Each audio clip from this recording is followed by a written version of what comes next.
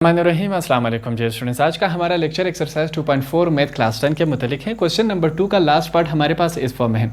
सबसे पहले मैं आपको ये समझा दूं कि हमारे पास ये वाली वैल्यूज़ कहाँ से आई। इसको समझने के लिए आपको क्या करना होगा, इसी क्वेश्चन नंबर 2 के पार्ट नंबर 1 में जाना होगा। वहाँ मैंने ये तफसील से बताया कि और इसको सॉल्व करके दिखाया कि ये वैल्यूज़ कहाँ से आई। और बार बार इसको सॉल्व करना ठीक नहीं है, हमारा जो टाइम है वो ज़ाया होगा, क्योंकि यही वैल्यूज़ हमारे पास चारों पार्ट्स में इस्तेमाल होंगी। अब क्वेश्चन क्या है, इसका सॉल्व करने का तरीकाकार वही है। हमारे पास ये जो पार्ट नंबर 4 है, पुराने क्वेश्चंस की तरह ये वाला भी सॉल्व होगा। तो सबसे इसको सॉल्व करते हैं। मैं यहाँ पर सबसे पहले क्या लिखूँगा, सॉल्यूशन। सॉल्यूशन के बाद मैं क्या करूँगा, सबसे पहले हमने लेना है टेकिंग LCM। तो मैंने लिखा टेकिंग LCM, हम लीस्ट कॉमन मल्टीपल लेंगे। अब इन दोनों का LCM हमारे पास क्या बनता है, वही A का क्यूब और अल्फ़ा का क्यूब और बीटा का क्यूब। ये हमारे पास क्या है, LCM बन रहा है। अब देखें, ये अल्फ़ा क्यूब कट के हमारे पास क्या बचा, बीटा का क्यूब। तो हम बीटा का क्यूब लिखेंगे। ऊपर हमारे पास क्या मौजूद है, 1, हमने 1 लिखा। ये वाला साइन देखिए प्लस लिखा। बीटा क्यूब कैंसिल हुए, क्या बचा हमारे पास अल्फ़ा का क्यूब बचा। फिर से मैंने क्या लिखा, 1 इस फॉर्म में आया। अब इनको हम क्या करवाएंगे, मल्टीप्लाई करवाते हैं। तो मैं मल्टीप्लाई करवाता हूँ। बीटा का क्यूब जब 1 के साथ मल्टीप्लाई होगा तो बीटा का क्यूब प्लस अल्फ़ा का क्यूब जब इसके साथ मल्टीप्लाई होगा तो अल्फ़ा का क्यूब। अब देखें हम यहाँ पर क्या लिखते हैं, मैं इसको यहाँ पर डायरेक्ट, ठीक है मैं आगे कर लेता हूँ। फिर से मैं लिखूँगा अल्फ़ा का क्यूब, नीचे हमारे पास क्या है, बीटा का क्यूब। अब हम क्या करेंगे, मैं यहाँ पर इनको तरतीब से लिखूँगा। ये ठीक है, आप इसको नीचे लिख लें। अल्फ़ा का क्यूब पहले आता है, बीटा का क्यूब बाद में आता है। मैं लिखूँगा अल्फ़ा का क्यूब प्लस बीटा का क्यूब होल का अपॉन क्या है, अल्फ़ा का क्यूब और बीटा का क्यूब। हमारे पास ये इस फॉर्म में आया। यहाँ पर अब नीचे देखिए हम क्या कर रहे हैं, ये हम थोड़ा सा अपने आप से खुद से करेंगे। क्या होगा, अल्फ़ा का क्यूब प्लस बीटा का क्यूब। ये हमने क्या किया, ऊपर वाला लिखा। अब देखें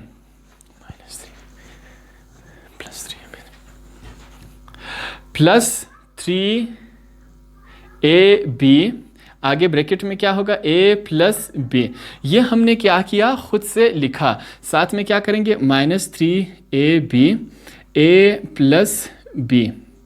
सॉरी, इसको बीटा कर दें, इसको बीटा कर दे, क्योंकि हम साथ में बीटा ही लिख रहे हैं। बी की जगह हम बीटा लिख लेते हैं ताकि आपको समझ आ सके।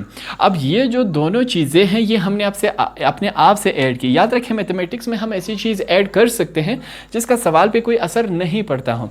अब ये पॉजिटिव और ये नेगेटिव, ये दोनों आपस में क्या होंगे, कैंसिल होंगे। जैसे ही कैंसिल होंगे तो क्या आएगा, 0 का सवाल पे कोई असर नहीं पड़ता। होल का अपॉन इसका नीचे हमारे पास क्या आ रहा था, A का क्यूब, सॉरी अल्फ़ा का क्यूब और बीटा का क्यूब। हमारे पास ये इस फॉर्म में आ रहा है। अब यहाँ पर हम क्या करेंगे, इनको एक रेफरेंस देंगे, हवाला देंगे। आपने क्या करना है, इस पे ध्यान देना है। किस पे ध्यान देना है, ये जो ब्रैकेट में मैंने लगाया, ब्रैकेट के अंदर आपने ध्यान देना है। यहाँ पर हम रेफरेंस देंगे कि भाई हमें एक बात मालूम है, क्या है कि A प्लस B होल का क्यूब, ठीक है। A प्लस B होल का क्यूब किसके बराबर होता है, A का क्यूब प्लस बीटा का क्यूब प्लस 3AB और A प्लस B। ये हमारे पास इसके बराबर होता है। जहाँ पर आपके पास ये इतना लंबा आ जाए वो किसके बराबर होता है, इसके बराबर। तो हम इतने बड़े से की जगह हम क्या लिखेंगे, ये छोटा सा लिखेंगे ताकि हमारा जो सवाल है वो छोटा हो सके। तो हम इस सारे ये जो सारा है वो इस फार्मूले के बराबर है और ये फार्मूला इसके बराबर है। तो हम इस तमाम की जगह क्या लिखेंगे, ये लिखेंगे। तो लिखते हैं, यहाँ पर मैं लिखूंगा इस तमाम की जगह हम क्या लिखेंगे, A प्लस B। A हमारे पास क्या है, अल्फ़ा प्लस लिखेंगे, B हमारे पास क्या है, बीटा, इसको होल का क्यूब कर देंगे।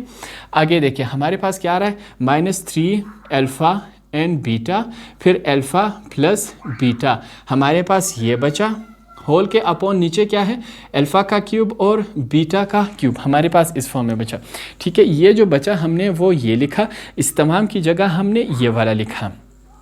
अब यहाँ पर फिर से हमने क्या देना है, रेफरेंस देना है कि भाई हमें एक बात मालूम है, कौन सी है, कि अल्फ़ा प्लस बीटा किसके बराबर होता है, 1/5 के, और अल्फ़ा और बीटा किसके बराबर होता है 2। ये दोनों हमें कहाँ से पता चले, इसके लिए हमने ये जो मैंने डायरेक्ट लिखा है, पहले भी मैंने बताया क्वेश्चन नंबर 2 के पार्ट नंबर 1 में मैंने ये बता दिया था कि हमारे पास ये वैल्यूज़ सॉल्व होके मैंने बता दी।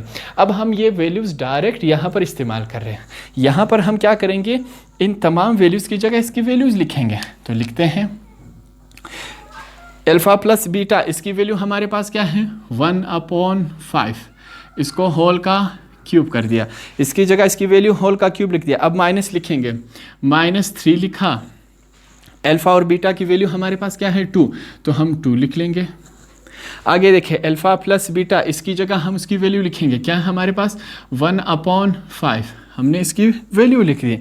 अब आगे चलते हैं, नीचे क्या है हमारे पास अल्फ़ा का क्यूब और सॉरी ये हमारे पास क्या है अल्फ़ा का क्यूब और बीटा का क्यूब। इसको मैं देखिए किस फॉर्म में लिख रहा हूँ, मैं लिखता हूँ अल्फ़ा एंड बीटा, इसको मैं होल का क्यूब कर देता हूँ। अब अल्फ़ा और बीटा की वैल्यू हमारे पास है, नेक्स्ट स्टेप में मैं इसमें पुटअप कर देता हूँ। यहाँ पर देखें ये जो क्यूब है वो 1 का भी है 5 का भी है, दोनों का है। 1 का क्यूब क्या होता है, वही 1 होता है। 5 का क्यूब क्या होता है, 5 मल्टीप्लाई बाय 5 मल्टीप्लाई बाय 5। देखिए 5 5 जार 25, 25 5 जार 125। तो हम 5 के नीचे क्या लिखेंगे 125। ये आया हमारे पास माइनस प्लस -3 2 जार 6, 6 1 जार 6 अपॉन क्या आएगा 5। देखें 3 जो है वो 2 के साथ मल्टीप्लाई होगा, क्या आया हमारे पास 6। 6 जो है 1 के साथ मल्टीप्लाई होगा, क्या आया हमारे पास 6 1 जार 6।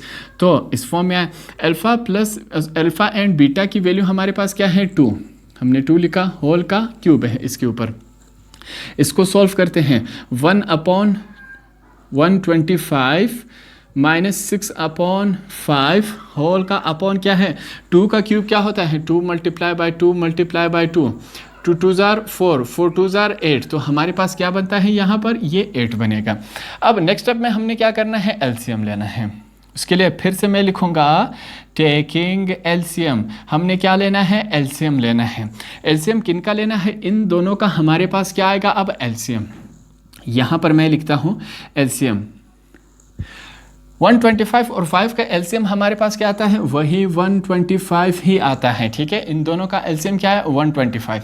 अब देखें 125 1 जार 125। ठीक है, ऊपर पहले से क्या मौजूद है 1 मौजूद है, ये वाला साइन लगाएंगे माइनस का। अब 5 देखें, मैं क्या लिखता हूँ 5 25 जार 125, 5 25 जार 125, ऊपर क्या मौजूद है 6 मौजूद है।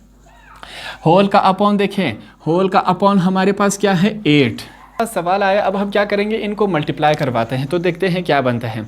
1 जब 1 के साथ मल्टीप्लाई होगा वही 1 आएगा, ये वाला माइनस लिखेंगे, माइनस प्लस माइनस। 25 जब 6 के साथ मल्टीप्लाई होगा तो क्या बनता है हमारे पास 150।